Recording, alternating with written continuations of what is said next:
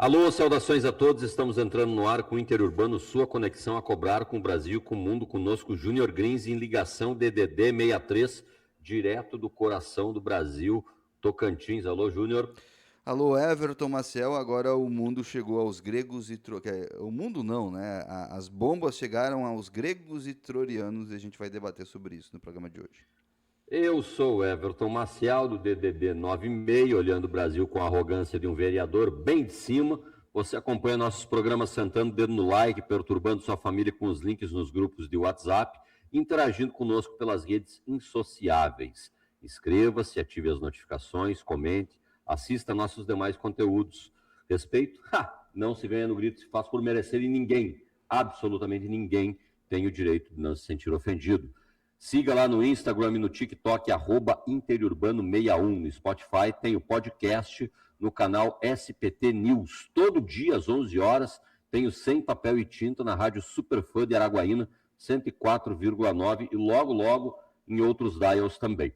No YouTube, inclusive com os cortes durante toda a semana, youtube.com/interiurbano. Gravamos numa live na página do Interiurbano no YouTube. Estamos entrando no ar nesta quinta-feira, 18 de junho do ano de 2026.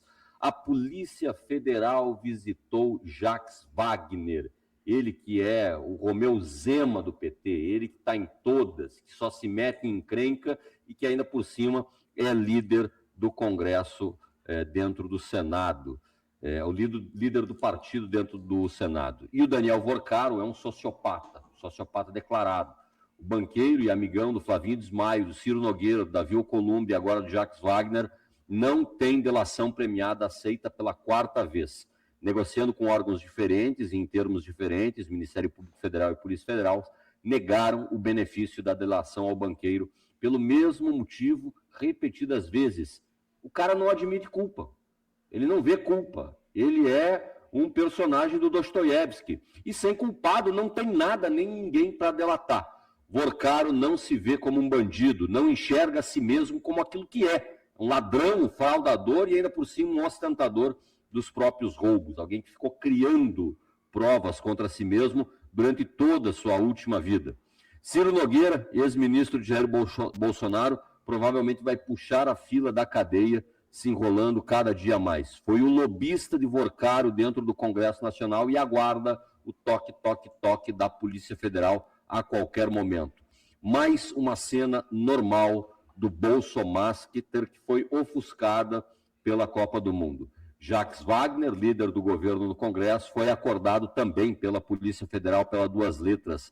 Não foi preso, mas os mandatos de busca e apreensão vão capitalizar na onda Pix, é do Bolsonaro, e Master é do Lula. É sempre mais legal quando o escândalo de corrupção envolve a esquerda. Não é o caso, não é só a esquerda que está envolvido, mas o governo não tem staff para segurar a onda e muito provavelmente a queda de popularidade vai continuar. E o foco vira Eduardo Bolsonaro, condenado e foragido nos Estados Unidos.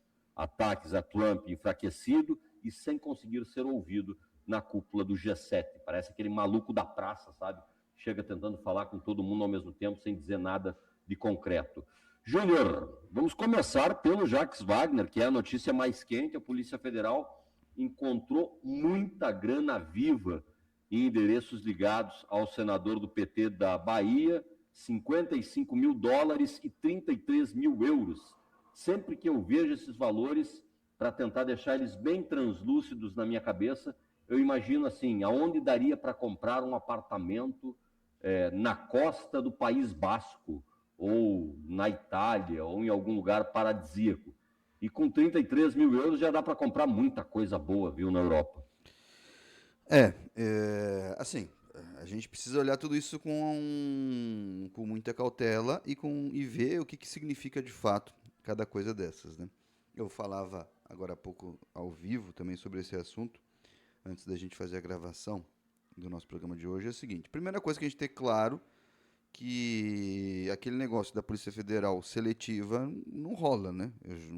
Quem, quem, quem não, se não Jacques Wagner, para o PT querer proteger? Jacques Wagner é uma das figuras mais pomposas do PT depois de Lula. Jacques Wagner foi cotado para ser o substituto de Lula, apontado em algumas quermesses, digamos assim, para ser o Uhum, substituto uhum. de Lula. Então, isso fica claro. A Polícia Federal, ela não tem freio e não tem rédeas. E isso tem consequências. A gente vai ter que ouvir a explicação que o Jacques Wagner vai ter para cada uma das ações. Ele vai ter que explicar, por exemplo. Eu não acho que 55 mil dólares em dólares é muita coisa em espécie, porque tem até uma certa razão. Se o cara viaja muito para o exterior, pode ter uma quantidade, mas ele vai ter que explicar. É por isso mesmo? Da onde que veio? Quem que deu? Por que deu? Tudo isso tem que explicar. Eu acho que dinheiro em reais, a lógica de ter reais no Brasil, em espécie, uma quantia muito grande, 250 mil reais não teria lógica de se ter em casa no Brasil. A não ser que fosse para comprar voto ou para fazer alguma coisa ilícita. Mas, enfim, isso vai tudo vai ser apurado e o Jacques vai ter que apurar isso de uma maneira muito clara. Então, primeiro fato, a Polícia Federal está funcionando. E aí entra naquela minha tese, que eu já defendi há muito tempo aqui, da questão que uma CPI, nesse momento do Banco Master, só ia atrapalhar. E não ia fazer nada de outra coisa. Porque está claro que as investigações estão andando. Então, tem uma CPI para investigar? Não. CPI para tu jogar todo mundo na lama e para bagunçar tudo e a todos o tempo todo. Que é a especialidade. Se a gente olhar a CPI do INSS, não virou nada. Nós não podemos esquecer que a CPI, que era para ser séria, para investigar, para botar planos limpos nos últimos anos, foi a CPI das bets e terminou vazia. Então, isso aí serve também para isso. Agora, também serve para mostrar que o Master não ficou só no bolsonarismo, o Master não ficou só no centrão, o Master é uma coisa brasileira, uma coisa de todos. Nós vamos fazer a hashtag o Master é nosso, né? Eu já vou oficialmente requisitar o meu convite para a próxima suruba do Vorcaro, se ele for realizá-lo, né? Porque não tem jeito, né? Não tem jeito, assim. Era claro que ia mais dias ou menos dias ia acontecer. Mas tem explicação para o que o Jacques Wagner. Eu tô curioso para ver a explicação que ele vai dar a respeito disso. E também se a explicação dele vai sustentar, porque no caso do Flávio Bolsonaro, as explicações elas não se sustentaram. E a última explicação que está em vigor do Flávio, ele ainda não comprovou ela, né? Ele ainda não demonstrou que o dinheiro foi gasto apenas para o filme. E muito possivelmente nem o vai fazer, né? Já está em outras pautas. Então, Jacques Wagner cabe a mesma régua, a mesma medida. E aqui a gente é muito claro, ele vai ter que explicar. Pode ter explicação? Pode ter. Porque o Ciro Nogueira foi explicando, explicando, até que chegou o ponto que pareceu tanta coisa que ele parou de explicar. Agora, o que chama a atenção é quem veio em defesa até agora de Jacques Wagner. Por óbvio, veio o petistas, o PT, enfim.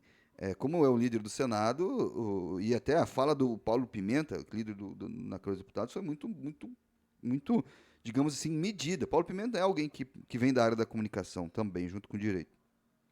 Ele mediu as palavras, ele não quis acusar, ele não quis, mas ele deixou claro que se tiver algum problema vai ter algum distanciamento, né? O PT confia no Jacques Wagner, mas ele tem que se explicar, né? Enfim, o PT em si, institucionalmente, falou mais ou menos isso também. Olha, nós confiamos plenamente no senador Jacques Wagner, mas ele tem que se explicar. Acreditamos que ele vai dar a explicação. A nota do PT fala mais ou menos isso, se eu não me engano. Então, ele vai ter que se explicar, e ele vai ter que. A gente até debatia sobre isso, né? Se vamos gravar sem explicação. Eu não vejo muitas razões ou muitas alternativas que consigam livrar ele disso aí, né? Ou pelo menos se respingar com tudo isso. É um pouco meio sem problemas. O banqueiro que falou, que foi alvo junto à operação, disse que teria como comprovar que todas as operações com o Eduardo Sodré, se não me engano, que é enteado, ou é casado com a enteada do Jacques Wagner, disse que todas as transações ali são completamente ilícitas e vão ser explicadas, e que achava a operação estranha porque ele estava há 6 meses de ação em investigação e estava colaborando. E aí entra um requinte de crueldade, porque o Alcolumbre veio defender Jacques Wagner. E aí aquela tese, Everton, que se falaram que Jacques Wagner, Alcolumbre, Alexandre de Moraes e Ciro Nogueira se juntaram para reprovar o nome do, do Messias no Congresso Nacional por conta para não ter CPI do Master, essa tríade se confirma nesse momento, né? Isso é um fator que confirma. Será que Jacques Wagner estava nisso tudo? Muito possivelmente, se ele não conseguir ter uma explicação plausível para esse dinheiro, confirma-se também esse percalço. E Jacques Wagner não tem como não respingar em Lula. Ah, Jacques Wagner é ligado para Lula, é diferente de Flávio, porque Flávio, ele, candidato a presidente, pediu dinheiro. Jacques Wagner não é candidato a presidente, então ele não vai, mas vai respingar em Lula. Jacques Wagner é um dos principais aliados, é um dos principais conselheiros do Luiz Inácio Lula da Silva. E isso Está em vai. ano, inclusive, no qual renovaria em tese mandato, né? Que ele é um dos que perderiam o mandato caso não se reelegessem. Exato. Esse detalhe que eu ia, enquanto você falava, eu ia pesquisar se ele estava ainda na reeleição. Porque as coisas foram acontecendo, eu estava ansioso para tentar ver tudo, a gente não consegue ver tudo, e ainda tem que tudo que a gente vê tem que confirmar o que é verdade e o que não é, porque nessas horas aparece muita a fanfarrice também nas redes sociais. Mas o fato nós estamos diante de um problema sério para o PT explicar. E o PT tem um adendo, né? Tudo que é de corrupção cola muito mais no PT do que na direita, né? Enfim, então um dia um cara me falou, né? Porque na direita as pessoas não esperam tanto, né? Já no PT e na esquerda se espera muito. Então tem todas essas, pode ser isso, pode ser outras coisas, enfim. Mas vai ter de fato que explicar. Jacques Wagner, principalmente, Lula não vai explicar, mas deveria se pronunciar a respeito. Ele vai sair pela tangente, vai dizer, não, se for, vai que pague, que aquela coisa toda. Agora o fato é que o Banco Master começa a chegar em todo mundo e de alguma forma começa a deixar alvos. E a gente não pode esquecer, Everton Maciel, meu grande amigo, que ficou meio na nota de rodapé na terça-feira, mas com os novos fatos que vieram à tona, que não era operação, mas sim vazamentos que vieram à tona na terça-feira, relacionada à Operação Compliance Zero e a questão do Master, tava ali dois integrantes citados que chamavam a atenção, que não teve tanto, a mídia repercutiu, claro, mas não teve tanta repercussão, que é o Roberto Campos Neto, que estava lá já enfiado, e o presidente da Câmara dos Deputados, Hugo Mota. E Hugo Mota meio que conseguiu ser meio silenciado, meio que não vamos dar Copa, e agora com o Jacques Wagner, me parece que o Hugo Mota tem um refresco, mas a gente começa a ter implicação séria. Primeiro, do presidente da Câmara dos Deputados, e segundo, porque a primeira pessoa que veio em defesa praticamente do Jacques Wagner é o presidente do Senado, Davi Alcolumbre, que também está enterrado até os escombros com isso, né? E é bem claro, inclusive nos vazamentos de terça-feira, citava a questão dos fundos de pensionistas do Amapá.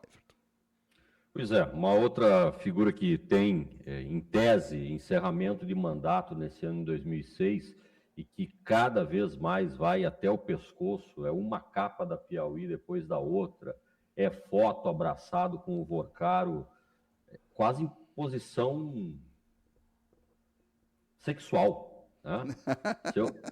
Não, desculpa, se eu for visto um dia com o Júnior numa foto... Se a gente tirar uma foto daquela, vamos dizer que nós temos um caso, né? Com toda certeza, sem a menor sombra de dúvida. Assim, olha que eu não tenho nenhum problema com a minha sexualidade especificamente. Agora, eu precisaria estar muito bêbado, muito louco, muito constrangido, né, para colocar a minha cabeça no ombro de qualquer pessoa e tirar uma foto daquelas, né? Ser abraçado daquele jeito. É um cenário quase que sexual do Ciro Nogueira e do Vorcaro, né? O Júnior fala brincando em suruba e não sei o quê, mas na prática é muito difícil você olhar para o conjunto de fatos e olhar para a quantidade de coisas que o Vorcaro bancou para o Ciro Nogueira nas suas viagens internacionais e não imaginar uma relação muito mais próxima do que qualquer Jacques Wagner, do que com qualquer Alcolumbre. Então, assim, e claro, né, ao longo dessa semana, a rede de empresas ligadas ao Ciro Nogueira, utilizou familiares, servidores públicos, beneficiários de programas sociais e de dinheiro vivo para o roubo do Banco Master. E, basicamente, isso está sendo agora descosturado.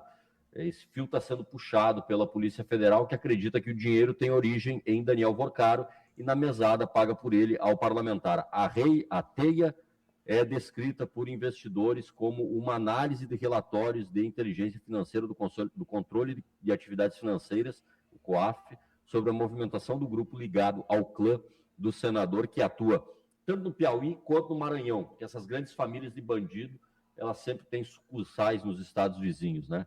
A Polícia Federal aponta a existência de um circuito integrado de movimentação financeira entre empresas da família do Nogueira e Vorcaro, em especial uma de sigla CNLF, do senador, e a BRGD, controlada por Vorcaro e seus parentes. Assim, é muita, mas muita gente envolvida nesse esquema. E são parentes muito próximos do Ciro Nogueira. E olha que coisa curiosa, o Jacques Wagner repetiu esse modus operandi. As investigações da Polícia Federal chegaram numa figura muito, mas muito próxima do Jacques Wagner, que é o Jerônimo Rodrigues, secretário de Meio Ambiente da Bahia. Eu fico bravo com a minha mãe, né? Porque essa figura, né? O Eduardo Mendonça Sodré Martins, advogado desde janeiro de 2023, comanda a Secretaria de Meio Ambiente do governo da Bahia, do governador, Jerônimo Rodrigues, do PT. Indicação direta do Jacques Wagner. Daí você pensa assim, é sobrinho? É filho? O que ele é? É enteado. E aí eu fico bravo com minha mãe, que não arruma uns padrastos para mim, estilo Jacques Wagner. O Sodré foi procurado pela assessoria de imprensa dos mais diferentes órgãos que eu vi aqui, e por enquanto está escondido. O secretário e a esposa dele, que chama Boni Bonilha, foram alvos de mandatos de busca e apreensão na nova fase da Operação Compliance Zero, que foi deflagrada nesta quinta-feira. Bonilha, olha só, a esposa do secretário de Meio Ambiente da Bahia. Para começar, esse cargo já é meio fantasioso. Assim, né? O secretário de Meio Ambiente já é um cargo que, em tese, deveria ser só para constar. Ela é sócia da BN Financeira Limitada. Em 2005, a empresa recebeu 3,5 milhões da PLK One Participações, onde você tem o grupo Credit Sexta como principal CNPJ ali vinculado. E o Credit Sexta, obviamente, pertence ao Banco Master. Então, assim, é Mas só começar... Sexta de sexta-feira ou sexta de cesta de coisas? A Credit Sexta, ela é uma dessas empresas que a gente vê pelas esquinas, emprestando coisas, especialmente consignados para aposentados. Então, é uma rede que franquia esse tipo de microgolpe, especialmente no interior do Brasil. Desculpa, mas o sexta é de sexta-feira ou de sexta de guardar coisas? Não, é sexta com C. É sexta com C, não é sexta de o trocadilho sextou. com as farras do Master estava feito, né? Não. É sexta com C, né? Sexta de... A cestinha, né? A cestinha onde você coloca ali o seu trocado, né? Onde você coloca as frutas que você trouxe do supermercado. Sexta com C. Então é basicamente isso. De acordo com a Polícia Federal, o Sodré era responsável por fazer cobranças ao banqueiro Augusto Lima, mencionando boletos, notas fiscais, documentos e providências necessárias à formalização de pagamentos. Então, ele era o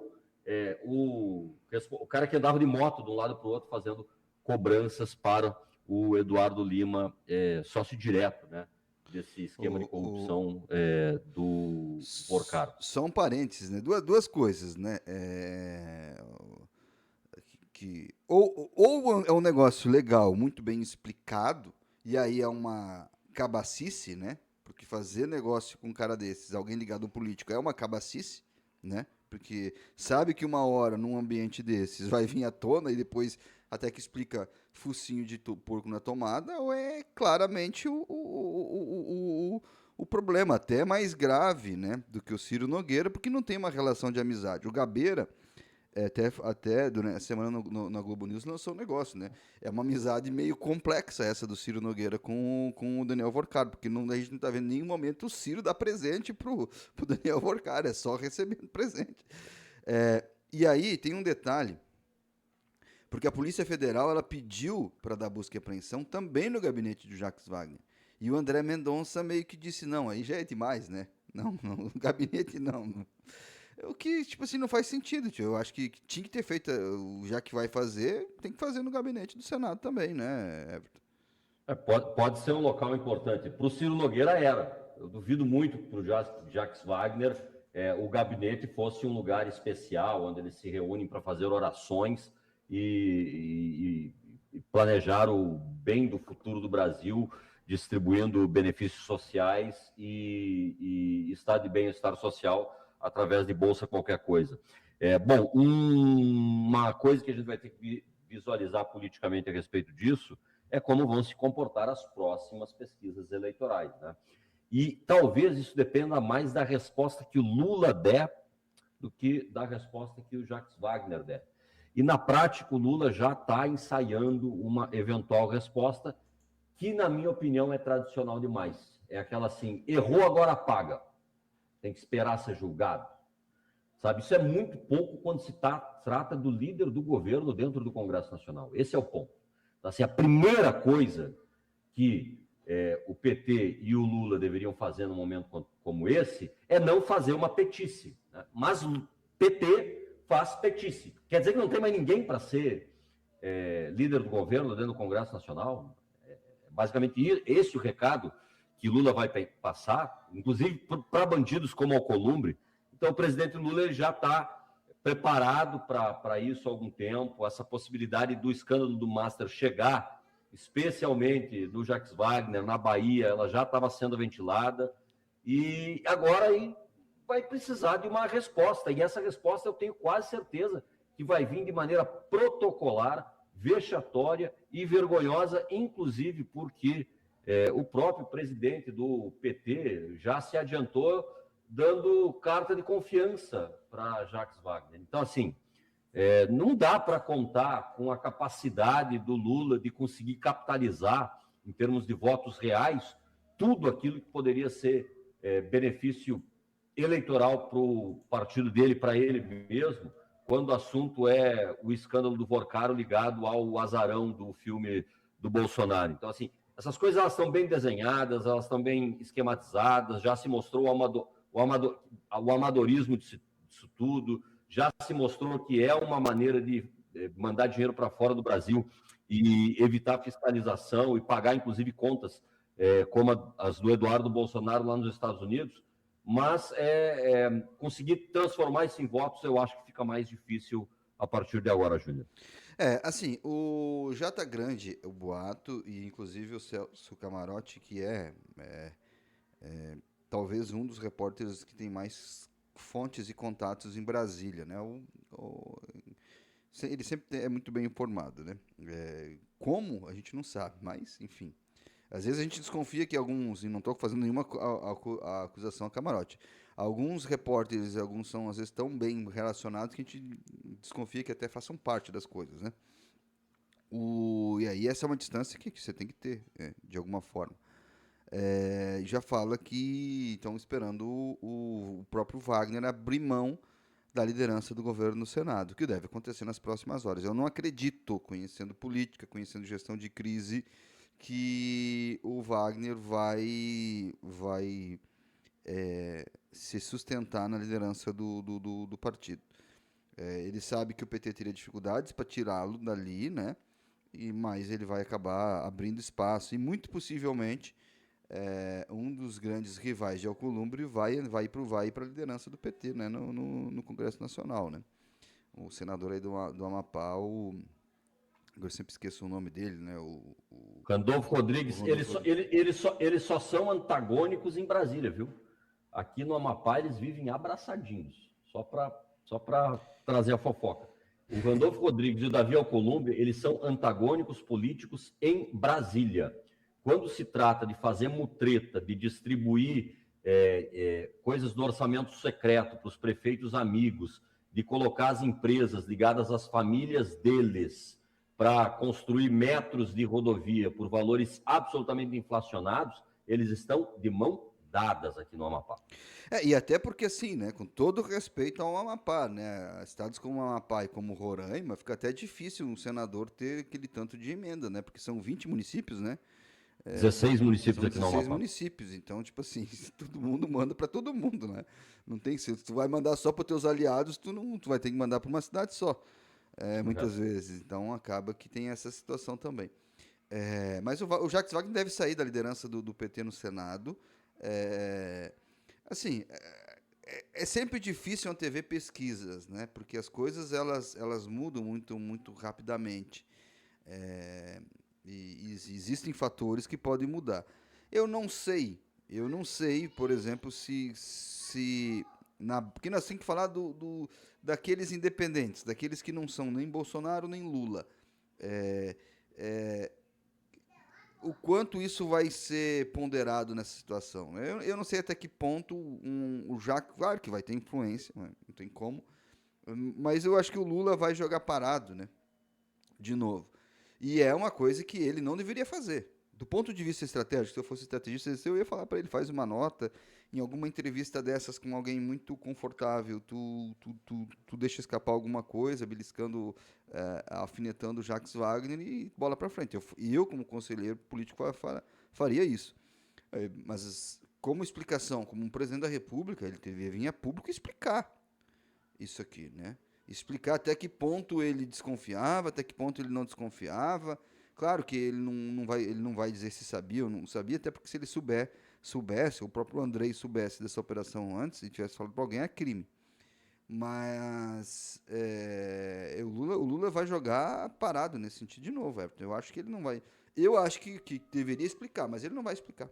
Ele simplesmente vai soltar uma nota e em alguma entrevista, algum rodapé, quando estiver falando de algum outro assunto ou alguma passagem com alguém, ele vai dar uma alfinetada no Jacques Wagner, daquele tipo, igual ele fez com o filho dele. Olha, tiver que explicar, explique, pague, eu não estou aqui para passar a mão em ninguém. E Jacques Wagner é provavelmente uma figurinha que já não está mais no álbum de Lula para nenhuma situação política daqui para frente. E aí cada um com seus problemas, né? Pois é. Então vamos aguardar aí para ver quem não fala primeiro, se vai ser o Lula ou o Jacques Wagner, né? Mas eu acho que o Jacques Wagner vai soltar uma nota. Eu não vejo virando o dia de quinta para sexta sem uma nota do Jacques Wagner.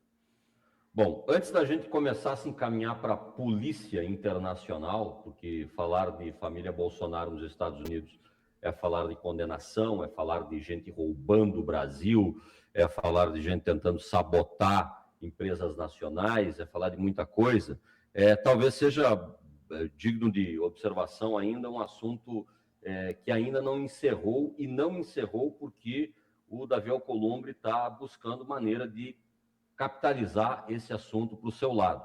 O presidente do Senado, Davi Alcolumbre, impôs condicionantes para destravar a proposta de emenda à Constituição do fim da escala 6x1, numa reunião com o presidente Luiz Inácio Lula da Silva, de acordo com fontes ligadas a Lula, especialmente. As condições elas são muito bizarras, porque elas envolvem a negociata do Davi Alcolumbre com o sistema empresarial nacional, especialmente a Fiergues, especialmente aqueles que visitaram Alcolumbre fazendo promessas para as próximas campanhas deles nas últimas semanas. Na semana passada, o Júnior havia cantado a pedra. Olha, tudo que Alcolumbre vai fazer por enquanto é aguardar que Lula telefone para ele. Está aguardando um telefonema de Lula. E sim, né, Alcolumbre hoje, em virtude do fato de não estar em ano de renovação de mandato, Alcolumbre hoje é a nossa China. Hoje o Alcolumbre é essa figura que aparentemente tem muito tempo, no qual não recai sobre ele a humilhação, né, do século de humilhação chinesa, que foi o século XIX, que não acabou ainda na cabeça dos chineses. Então, essa é a figura Alcolumbre. Mas movimentar coisas dentro da escala 6x1 também é muito, mas muito arriscado, especialmente porque o governo já comemorou muito essa aprovação dentro do Congresso Nacional e porque Hugo Mota também conseguiu capitalizar alguma coisa com a movimentação que fez dentro do Congresso. Davi Alcolumbre agora vai tentar arrancar a sua fatia do bolo, e a gente não sabe se isso não vai ser à força. Uma das maneiras dele tentar destravar essa pauta é com a chamada jornada de trabalho flexível, que descaracteriza completamente a ideia do 5x2, que, na verdade, retrocede no espaço e tempo em toda essa discussão que o governo conseguiu estabelecer com o Congresso nos últimos meses.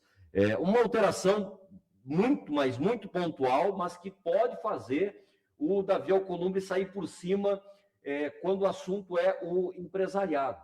E, repito, ele não precisa sair por cima quando o assunto é o CLT.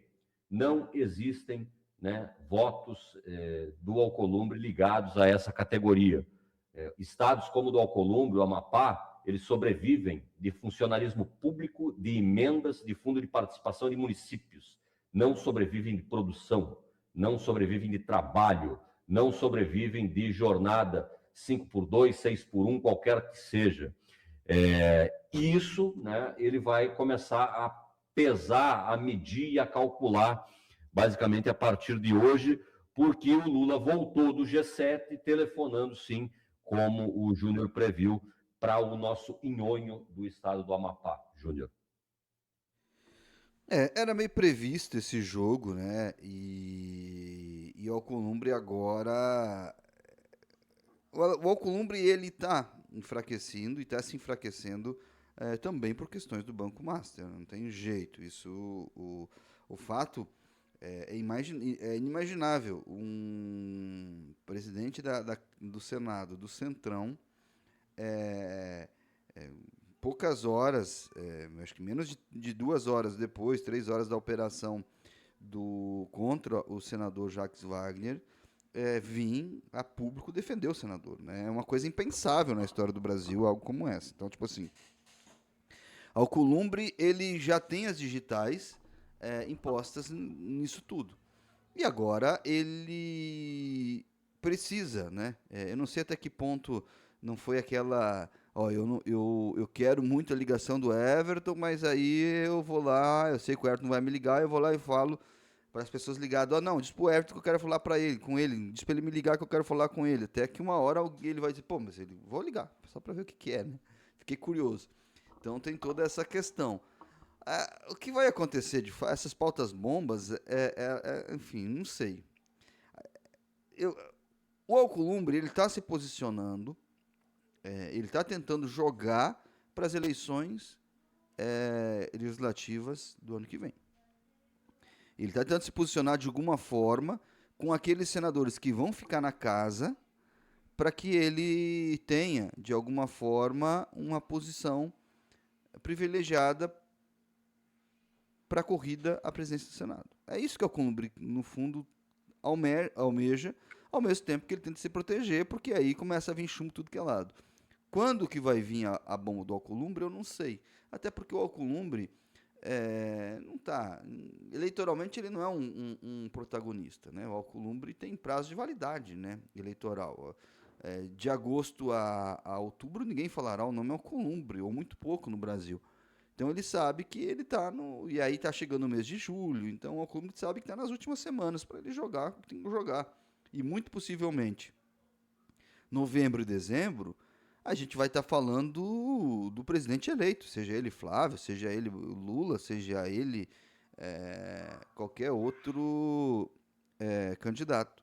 Então o Alcolumbre sabe que está no limite do limite que ele tem como jogador para esse ano, né? E ele vai tentar de alguma forma fazer valer isso, né? Enfim, mas cara, eu acho que o Alcolumbre ele encerra a sua grande passagem política brasileira como protagonista na política brasileira, ele encerra no final de ano. É sempre difícil fazer previsão, a gente não tem bola de cristal, mas eu acho que o Alcolumbre caminha para o fim do seu protagonismo político. É muito desgaste, inclusive, para tentar renovar o mandato de presidente do Congresso para a próxima legislatura, né?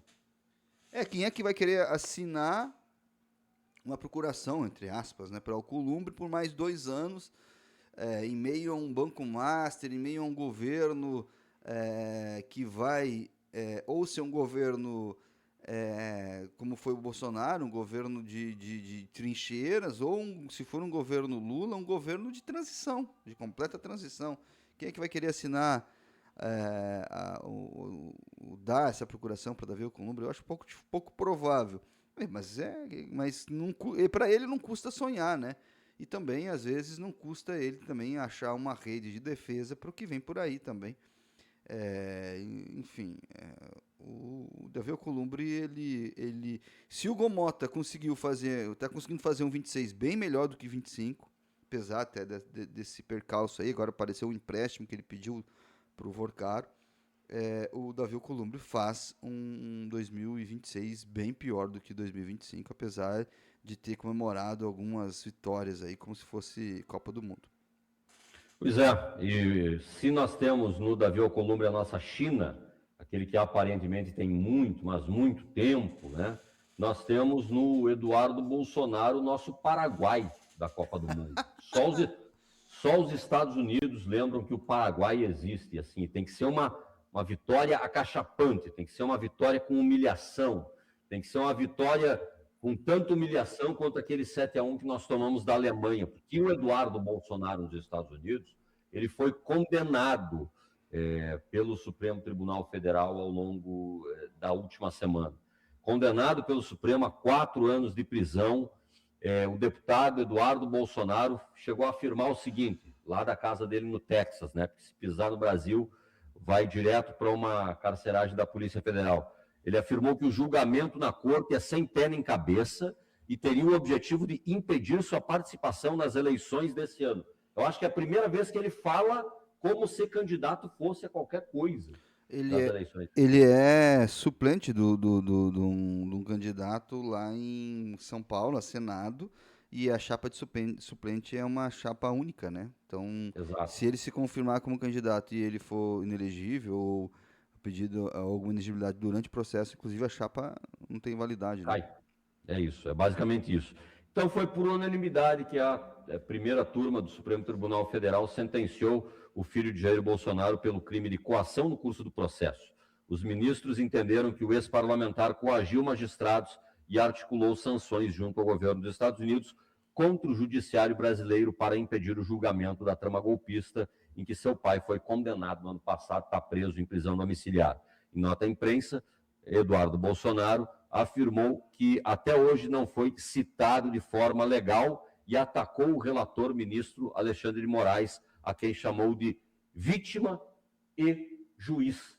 Então, quer dizer que, segundo o entendimento do Supremo Tribunal Federal, da primeira turma, inclusive, da qual o Alexandre de Moraes sequer faz parte, o nosso herói texano, ele descobriu agora que ele não basta você ameaçar os juízes que vão te julgar para tornar o processo inválido. Se fosse assim, né, ninguém seria condenado a absolutamente mais nada no Brasil. Bastaria a gente ficar perseguindo juiz de quinto constitucional pelas esquinas aí, os caras não iam poder nem sair de casa para trabalhar. E estava tudo bem. Então, na prática, foi isso que aconteceu. Eduardo Bolsonaro está condenado, não porque perseguiu juízes, mas também porque, ao perseguir juízes, criou tantas provas contra si mesmo que, enfim, conseguiu esse resultado prático junto ao Supremo Tribunal Federal. E agora, né, como o Júnior disse, nós vamos ter que aguardar o resultado político disso, que muito provavelmente sequer a chapa dele vai poder concorrer enquanto suplente ao Senado lá por São Paulo. Mas uma dúvida, Júnior, ele poderia concorrer como cabeça de chapa, levando em consideração o fato de que não está no Brasil? Eu acho que não, né? E teria que estudar, e até porque ia criar um desconforto político. O Reinaldo Azevedo falou um negócio interessante, comentando uma frase do governador Tarcísio. Que o Tarcísio saiu em defesa de Eduardo Bolsonaro, falando que a condenação não era justa, não era aplicável. Aí a pergunta do Reinaldo, e eu vou reproduzir porque ela é válida, né? Se o que o Eduardo fez não é coação ao curso do processo, o que seria coação no curso do processo? Porque Se o que ele fez de maneira clara, ele não deixou entender, ele não foi. Ele falou, tem uma frase dele que é notória: ou os juízes revê a punição ao meu pai, ou vão sofrer as consequências da lei. Ele não foi, ele de maneira muito clara, não foi retórico, não foi algo interpretativo, ele fez isso de maneira muito clara. Então, a pergunta que fica: se isso não foi coação no curso do processo, o que é coação no curso do processo? Simples assim.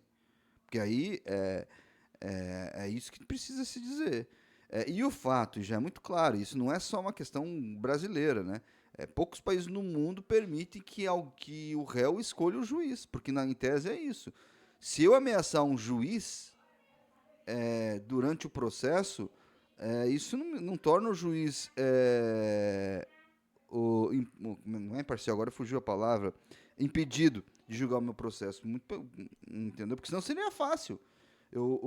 E outra coisa, um deputado federal, que no caso ele era deputado federal na época, tem que ser julgado pelo Supremo Tribunal Federal. Ele fez uma ameaça ao Supremo todo. Quem é que julgaria ele? Ninguém?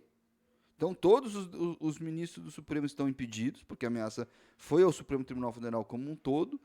Então ninguém julgaria o processo, aí ele faz isso, e aí o processo dele fica igual o gato quando tu amarra o pão com a geleia, né? E o gato solta o gato, né? Porque um não pode cair, ficaria voando, é isso? O processo não tem muita lógica isso, né? Eduardo cometeu e continua cometendo, ele não parou. E o simples fato de ele comentar em live sobre o processo, sobre a intimação, mostra que ele tem conhecimento dos autos. Então ele não pode nem alegar que não foi intimado de maneira correta, né? Ele não pode nem alegar desconhecimento do processo ou que não foi, porque claramente ele conhece o processo, ele sabe os trâmites, né? Tem aí aquele negócio, né? Dá pra, alguém condenado por excesso de provas, né? Chega, já tem tanta prova que, enfim, Eduardo Bolsonaro se propôs a isso, né? E é incrível, Eduardo Bolsonaro foi quem foi preparado pelo pai para ser candidato a presidente, para ser o representante, o braço político, o representante político de Jair Bolsonaro, é quem teve até hoje a maior votação de um deputado federal na história do Brasil. Eduardo Bolsonaro, ele jogou fora uma carreira política, gostando ou não gostando dele, das ideias dele. Eduardo Bolsonaro já jogou fora uma carreira política, jogou fora toda e qualquer chance, me parece, né, pelo menos por enquanto, do bolsonarismo eleger um presidente com o nome Bolsonaro, sem ser o Jair, porque Flávio é o que é e tem o que tem, porque sempre se propôs a ser esse braço da família, por uma birra, por achar que poderia chutar tudo e que todo mundo ia pagar para ver ou ficar com medo dele. Enfim, e aí faz esse monte de aberração e muito possivelmente nunca mais pisará no Brasil. Isso é meio que o paradoxo do poderoso chefão, né? Você tem um indivíduo ali sendo preparado para a sucessão na máfia, acontece alguma coisa absurda com esse indivíduo e daí você precisa colocar lá o filho paspalhão, aquele filho burocrata, aquele filho da mutreta apenas de bastidor, né? E obviamente isso não dá certo. O cara que vai chegar num debate e vai desmaiar, vai se borrar de maneira literal, né, nas calças. Então cada país tem o poderoso chefão que merece. Eu sempre gostei muito de uma versão do Poderoso Chefão aqui do Brasil, viu, Júnior? Para mim é uma das melhores homenagens já feitas a esse grande filme americano, que é Os Filhos do Carnaval. Quando eu era mais jovem, isso passava, se não me engano, na HBO, e eu assisti aquilo muito empolgado, né? Que é justamente essa ideia, né? Você tem ali um mafioso inserido no contexto, nesse caso, do Rio de Janeiro e tal, e, claro, grandes atores, né? Naquele período, naquele seriado, Filhos do Carnaval. O bolsonarismo meio que emulou essa catástrofe, esse drama que acaba sendo o poderoso chefão. Só que só é drama e catástrofe vista a partir do ponto de vista deles, né? As outras pessoas, as pessoas normais, têm o direito de rir, não precisam se compadecer com os bandidos. E fora da literatura, dos livros do Mário Puzo, das telas de cinema ou dos seriados da HBO aqui no Brasil, é basicamente isso que o Júnior narrou, né? O indivíduo colocou fora uma carreira na Polícia Federal em troca de uma carreira política. Ele colocou fora uma carreira política em troca de uma vida nos Estados Unidos como grande comentarista e ombudsman da política do bolsonarismo em geral, os rumos do bolsonarismo, com ou sem Michele Bolsonaro. Então, basicamente isso que aconteceu e foi isso que o Dudu escolheu para si lá nos Estados Unidos, além, claro, de muito, mas muita oportunidade para lavar esse dinheiro com esse filme aí, o tal do White Horse. Júnior, me permite, podemos chamar a Celina agora, siga lá no Instagram e no TikTok, Interurbano 61. No Spotify tem o podcast SPT News. Todo dia, às 11 horas, tem Sem Papel e Tinta na Rádio Superfã de Araguaína, 104,9. Chegou aqui, senta o dedo no like, nos xinga, nos denigra nas páginas do Instagram, do TikTok, ofenda a nossa mãe, nós não nos importamos, temos o couro duro. Vamos botar para bater. Siga a nossa página, ativa o sininho e não sei mais o que. Celina Brode fala hoje da Casa de Sofia em Pelotas a respeito de uma coisa bem delicada para a contemporaneidade, que é essa canseira, que é a ideia de performar, de parecer, de passar a impressão de acaba dando para as pessoas. A canseira da performação. Alô, Celina? Alô, meninos, Everton Júnior e alô, os ouvintes da Interurbano. Celina falando aqui de Pelotas, DDD 53, trazendo um pouco de reflexão e filosofia para o programa. Júnior, Everton, me digam, vocês estão cansados de performar? Foi essa a pergunta que eu recebi essa semana. Será que não estamos cansados de performar? Talvez muitas pessoas pensem que o performar é coisa que surgiu agora, com essa sociedade que tem na palma das mãos uma vitrine individual onde cada um pode expor, né, recortes de sua vida, sua melhor parte. Não, mas performar é muito natural. Performar, inclusive, é um exercício que a criança faz muito cedo. É o velho faz de conta. A criança usa a brincadeira e a imaginação e cria modos de vida, modos de se experimentar na brincadeira, e ela faz esse performar para ser depois no mundo. O psicanalista e pediatra Winnicott escreveu uma obra chamada O Brincar e a Realidade, e ele diz: a criança se utiliza da brincadeira como uma forma de entrar para a realidade, para os fatos brutos, de uma maneira que ela leve a sua criatividade junto com ela para o mundo e que essa transição não seja tão brutal e esmagadora. É como se esse performar para ser nos coloca como sujeitos autores na vida, não simplesmente como submissos aos fatos e à realidade nua e crua, porque a realidade é brutal, né? Não temos segurança da nossa finitude, o fato de termos que lutar para sobreviver, frustrações, perdas. Então a nossa criatividade de alguma forma amortece isso e somos capazes de misturar o que é nosso com o mundo. Só que o performar para ser é diferente do performar para parecer. Enquanto nós temos um sujeito que se coloca como autor da própria vida, brincando com a realidade, criando com a realidade, o performar para ser, o sujeito se coloca como um objeto propaganda de si mesmo.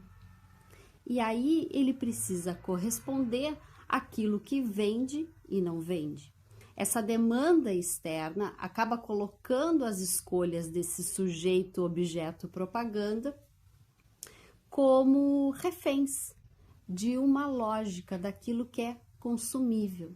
E hoje, com as redes sociais, inclusive a sua intimidade precisa atender essa lógica, ou do algoritmo, ou da expectativa, daquilo que é trend, né? E nisso a gente vê, inclusive, pessoas com uma reputação, com um conhecimento, se vendendo exaustivamente para essa demanda externa. Então, esse performar para ser deixa de ser criativo para ser meramente expositivo. Eu vou ler para os ouvintes a minha resposta para resumir todos esses pontos de uma forma assim, né, mais clara. Cara leitora, você pergunta se não estamos cansados de performar e como saber o que é o real. O paradoxo da nossa situação, belamente colocado pelo filósofo Byung-Chul Han, é que a busca constante por desempenho caminha ao lado da sensação de liberdade. Se somos nossos próprios chefes, contra quem precisamente temos de nos contrapor? A exposição performática, diferente da criação e da expressão, tem como característica central a autopromoção. Não se expor significa para muitos perder valor como corpo-objeto propaganda de si mesmo. Enquanto a liberdade criativa nos torna sujeitos autores, a exposição performática nos transforma em coisas aprisionadas na expectativa de consumo de quem observa. Como saber o que é real?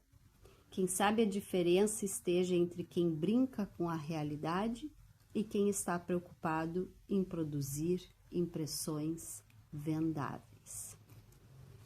E cansa ter que estar se mostrando como algo, né, de consumo, porque não é verdade. E bancar uma propaganda o tempo todo, além de ser cansativo e fazer o uso do tempo como algo a ser otimizado, de gerar resultado, começa a criar um afastamento da própria pessoa com ela mesma, porque ela já não sabe mais se faz para ser ou para parecer.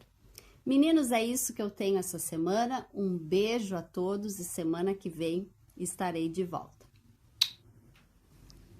Essa Celina Brode da Casa de Sofia no Instagram, casadesofia.pelotas. Siga lá, acompanhe as atividades da Casa de Sofia em Pelotas. Tem também os livros da Celina à disposição. O presidente do Senado Federal, Davi Alcolumbre, ele colocou a escala 6x1 na agenda, mas não era disso que eu queria falar, porque eu acabei já falando disso de maneira objetiva. Eu queria falar de maneira subjetiva, sim, a respeito do G7 nos Estados Unidos, nesse final de programa. E eu não sei se o Júnior vai concordar comigo, mas o Donald Trump está senil. Está senil, completamente senil. Ele entra dentro de uma reunião, assim, com aquele charme de um pouquinho do atraso, olhando de maneira vaga para os... Parece o Biden no final da feira, sabe? Parece o Biden no final da feira, assim. Ele fala coisas avulsas do tipo assim, I am the boss, agora podem começar a reunião. As pessoas não prestam atenção no que ele diz. Na prática, é isso que está acontecendo com o Donald Trump.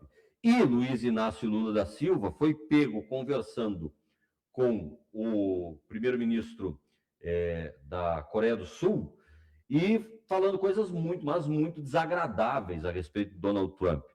É aquele vazamento programado, de certa maneira, que aconteceu por parte do Lula, né? Eu vou falar aqui, vai ter alguém fazendo uma captação de áudio chinelo lá de longe, vai ter outro tentando fazer uma interpretação labial no Brasil, e basicamente é isso, né? Lula e Trump não tornaram a se encontrar de maneira objetiva em meio ao G7, porque ninguém mais leva a sério Donald Trump. E no que diz respeito ao Brasil, ele tentou reeditar uma frase do Charles de Gaulle, dizendo que o Brasil não é um país que possa se levar a sério. Frase que foi dita no final da Segunda Guerra Mundial, lá nos Estados Unidos mesmo.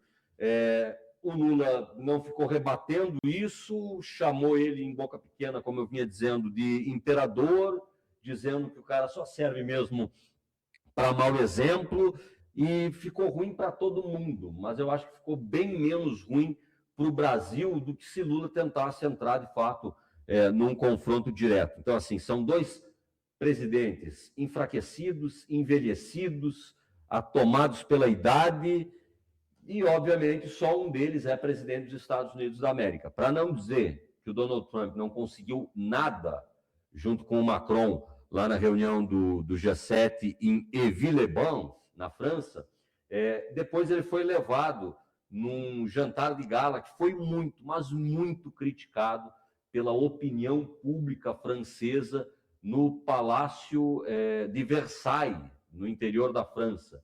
Aquele salão dos espelhos, assim, para alguém como Trump, né, poder se enxergar, um ególatra, com espelhos maiores do que ele, tentando dar para o Donald Trump a dimensão da sua pequenez. Não sei se isso serviu para alguma coisa, mas, como eu disse, foi muito criticado esse jantar de gala pela imprensa francesa, pela população francesa, a gente pode dizer também, porque não se sabe exatamente por que o jantar aconteceu. O Macron deu como desculpa uma comemoração à independência, né, de 1776, está comemorando algum número redondo, não sei que número é esse, da Revolução Francesa, da Revolução Americana, e a Revolução Americana, em tese, teria influenciado na Revolução Francesa e vice-versa lá no século XVIII.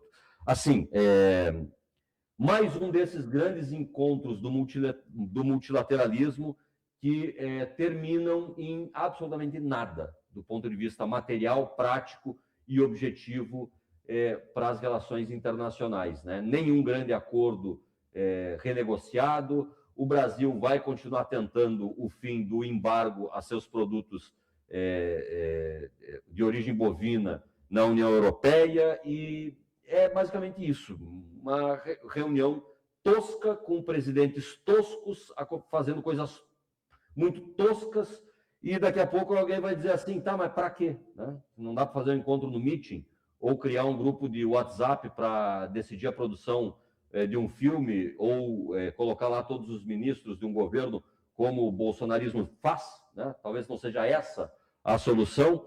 Então, é basicamente isso que aconteceu depois de Lula chamar Donald Trump de imperador. Esse dia eu estava refletindo um pouco sobre isso, e longe de eu ser um especialista no autor, mas eu tenho minhas dúvidas se Trump daria um panfleto de Thomas Paine. Eu tenho minhas dúvidas. Lula talvez sim. Lula muito possivelmente daria um panfleto de Thomas Paine. Um grande filósofo político, inclusive é americano, que nasceu na Inglaterra, aquela coisa toda. Com características, ter escrito muito sobre a liberdade, enfim, sobre essa questão da independência americana, enfim, crise política. Mas, assim, o fato é que o Lula, a gente já comentou aqui, o Lula vai muito mal no improviso. E Trump é um improviso em pessoa, né? Ele vai improvisando e jogando e atirando tudo para tudo que é lado.